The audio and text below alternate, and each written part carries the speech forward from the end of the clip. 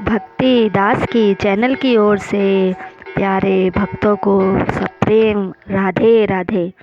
भक्तों, आज हम पौष मास के कृष्ण पक्ष की सफला एकादशी की कथा का श्रवण करेंगे। तो चलिए आरंभ करते हैं आज की व्रत कथा। पौष कृष्ण मास सफला एकादशी।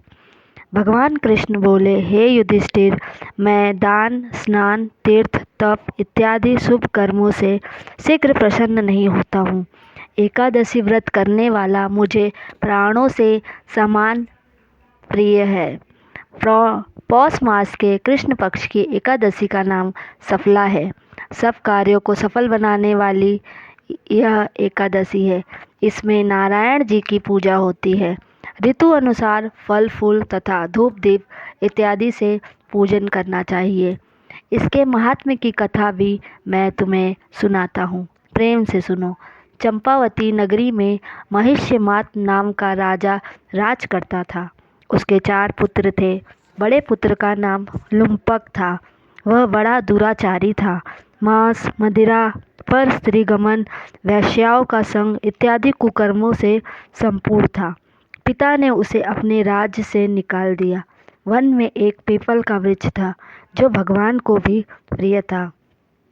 सर्व देवताओं का क्रीड़ा स्थल भी वहीं था। ऐसे पतित पावन वृक्ष के सहारे लुम्पक भी रहने लगा, परंतु फिर भी चाल टेढ़ी ही रही। पिता के राज में चोरी करने चला जाता था। पुलिस पकड़कर छोड़ देती थी। एक दिन पौष मास के कृष्ण पक्ष दशमी की रात्रि को उसने लूट मार अत्याचार किया और पुलिस ने उसके वस्त्र उतार कर वन को भेज दिया। बेचारा पीपल की शरण में आ गया। इधर हेमगिरी पर्वत की पवन भी आ पहुंची। लुम्पक पापी के सब अंगों में गठिया रोग ने प्रवेश किया। हाथ पांव अकड़ गए। प्रातः जब वह जागा तब सूर्योदय होने के बाद कुछ दर्द कम हुआ। पेट का गम लगा। जीवों के मारने में आज असमर्थ था और न वृक्ष पर चढ़ने की शक्ति थी।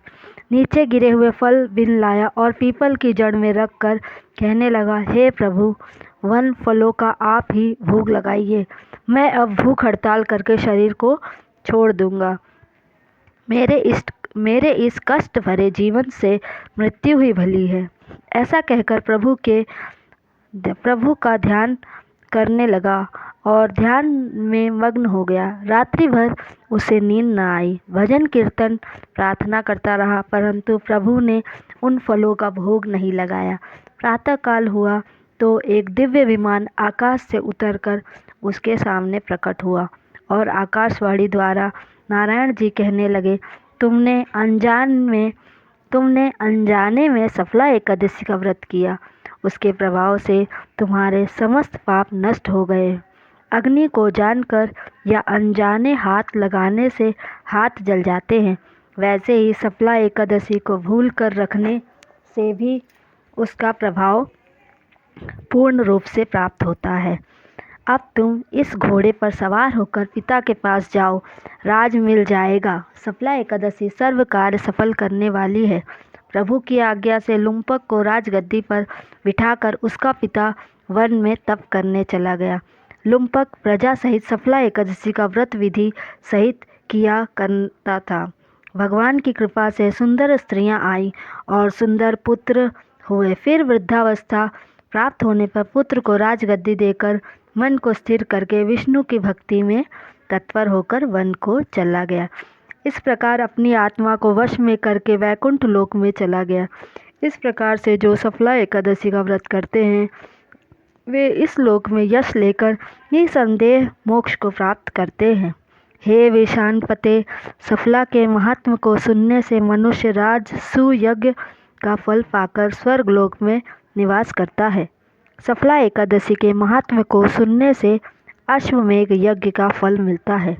इस दिन नारियल, नींबू, अनार, सुपारी आदि अर्पण करके नारायण भगवान की पूजा करना चाहिए। इस प्रकार पौष मास कृष्ण पक्ष सफला एकादशी व्रत कथा पूर्ण हुई। इस दिन फलाहार क्या लें? इस दिन तिल और गुड़ का सागर लिया जाना चाहिए।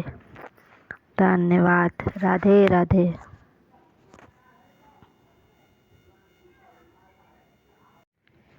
इसी प्रकार अन्य व्रत की कथा सुनने के लिए हमारे यूट्यूब चैनल से जुड़े और इसे ज़्यादा से ज़्यादा सब्सक्राइब करें, शेयर करें और आप हमें कमेंट बॉक्स पे भी लिख सकते हैं कि आपको कौन से व्रत की कथा सुनना है।